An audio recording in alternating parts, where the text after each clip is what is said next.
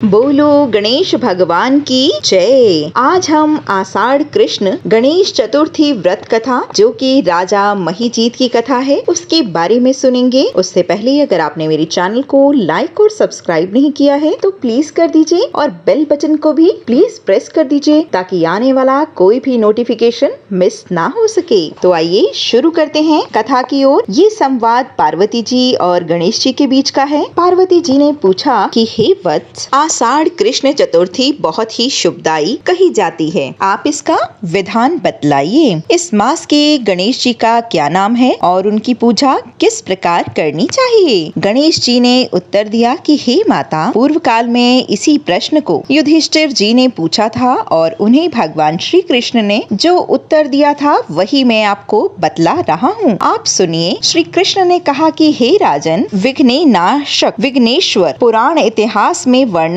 कथा को कह रहा हूँ, आप सुनिए। हे कुंती पुत्र, आषाढ़ कृष्ण चतुर्थी के गणेश जी का नाम लंबोदर है। उनका पूजन पूर्व वर्णित विधि से करें। हे महाराज, द्वापर युग में महिष्मती नगरी का महीजीत नामक राजा राज्य किया करता था। वह बड़ा ही पुण्यशील और प्रतापी राजा था। वह अपनी प्रजा का पालन पुत्रवत करता था, किंतु संतान विहीन होने के कारण उसे राजमहल का वैभव अच्छा नहीं लगता था। वेदों में निसंतान का जीवन व्यर्थ माना गया है। यदि संतानहीन व्यक्ति अपने पितरों को जल का दान देता है तो उसके पितृगण उस जल को गर्म जल के रूप में ग्रहण करते हैं। इसी तरह से राजा का समय व्यतीत हो रहा था। उन्होंने पुत्र प्राप्ति के लिए बहुत से दान यज्ञ आदि कार्य किए थे, फिर भी राजा को पुत्र उत्पत्ति न हुई। जवानी ढल गई और बुढ़ापा आ गया, किंतु वंश वृद्धि न हो सकी। तदंतर राजा ने विद्वान ब्राह्मणों और प्रजाजनों से इस संदर्भ में परामर्श किया। राजा ने कहा कि हे ब्राह्मणों और प्रजाजनों, हम तो संतानहीन हो गए, अब मेरी क्या गति होगी। मैंने जीवन में तो किंचित भी पाप कर्म नहीं किया। मैंने कभी अत्याचार द्वारा धन संग्रह नहीं किया। मैंने तो सदैव प्रजाओं का पुत्र की तरह ही पालन किया और धर्माचरण द्वारा ही पृथ्वी का शासन किया। मैंने चोर डाकुओं को दंडित किया, इष्ट मित्रों के भोजन की व्यवस्था की, गौ ब्राह्मणों का हित चिंतन करते हुए शिष्ट पुरुषों का आदर सत्कार किया। फिर भी हे ब्राह्मण देवता, मुझे अब तक पुत्र न होने का कारण क्या है। ब्राह्मण ने कहा कि हे महाराज, हम लोग वैसे ही प्रयत्न करेंगे जिससे आपके वंश की वृद्धि हो। इस प्रकार कहकर सब लोग युक्ति सोचने लगे। सारी प्रजाएं राजा के मनोरथ की सिद्धि के लिए ब्राह्मणों के साथ वन में चली गईं। वन में जाकर वे लोग द्रुत गति से इधर उधर परिभ्रमण करने लगे। उन लोगों को उसी समय एक श्रेष्ठ मुनि के दर्शन हुए। वे मुनिराज निराहार रहकर तपस्या में लीन थे। ब्रह्मा जी के समान वे क्रोधजीत तथा सनातन पुरुष थे। संपूर्ण वेद विशारद, दीर्घायु, अनंत एवं अनेक ब्रह्म ज्ञान संपन्न वे महात्मा थे। उनका निर्मल नाम लोमेश ऋषि था। प्रत्येक कल्पांत में उनके एक एक रोम पलित होते थे, इसीलिए उनका नाम लोमेश ऋषि पड़ गया।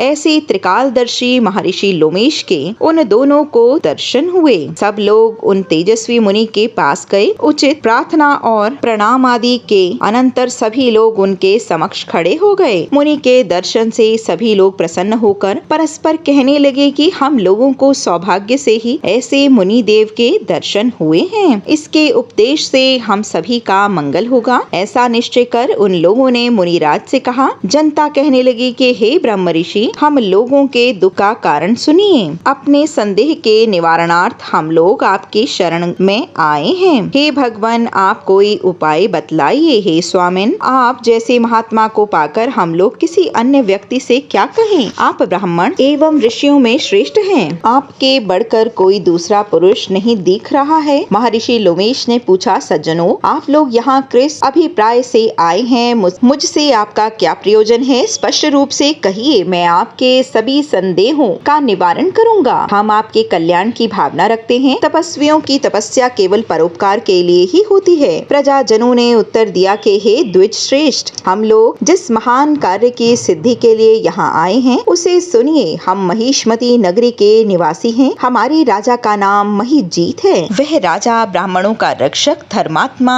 दानवीर, शूरवीर एवं मधुभाषी है। उस राजा ने हम लोगों का पालन पोषण किया है, परंतु ऐसे राजा को आज तक संतान की प्राप्ति नहीं हुई। हे भगवान, माता पिता तो केवल जन्मदाता ही होता में पोषक एवं संवर्धक होता है। उसी राजा के निमित्त हम लोग ऐसे गहन वन में आए हैं। हे महर्षि, आप कोई ऐसी युक्ति बतलाइए जिससे राजा को संतान की प्राप्ति हो सके, क्योंकि ऐसे गुणवान राजा को कोई पुत्र ना हो, यह बड़े दुर्भाग्य की बात है।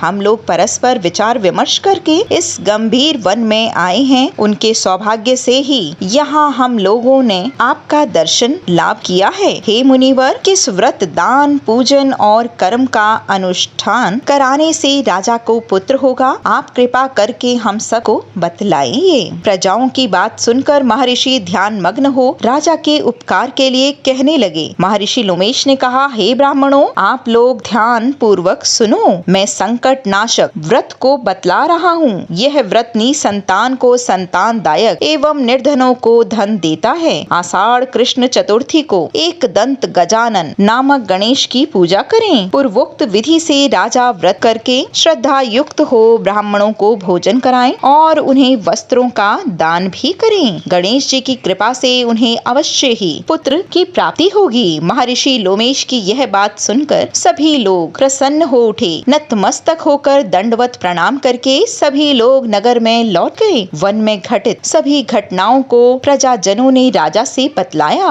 पुरजनों की बात सुनकर सम्मानकारी विमल बुद्धिधारी राजा बहुत ही प्रसन्न हुए और उन्होंने श्रद्धा भक्ति से विधिवत भगवान गणेश की चतुर्थी के व्रत को किया और ब्राह्मणों को भोजन और वस्त्र आदि का दान भी किया। रानी सुदक्षिणा के गर्भाधान संस्कार के अनंतर श्री गणेश जी की कृपा से राजा को सुंदर और सुलक्षण पुत्र प्राप्त हुआ। राजा ने संपूर्ण नगर वासियों को संतुष्ट करके पुत्र उत्सव मनाया। राजा महिजीत ने ब्राह्मणों को धन देकर तृप्त किया। श्री कृष्ण जी कहते हैं कि हे राजन, इस व्रत का ऐसा ही प्रभाव है, जो व्यक्ति इस व्रत को श्रद्धा के साथ करेगा वे समस्त सांसारिक सुखों का अधिकारी होगा। श्री कृष्ण जी ने कहा है कि हे महाराज, आप भी इस व्रत को विधि पूर्वक कीजिए। श्री गणेश जी की कृपा से आपके सभी मनोकामनाएं पूर्ण होंगी। आपके संपूर्ण शत्रुओं का विनाश होगा और आप अचल राज्य के अधिकारी बनेंगे।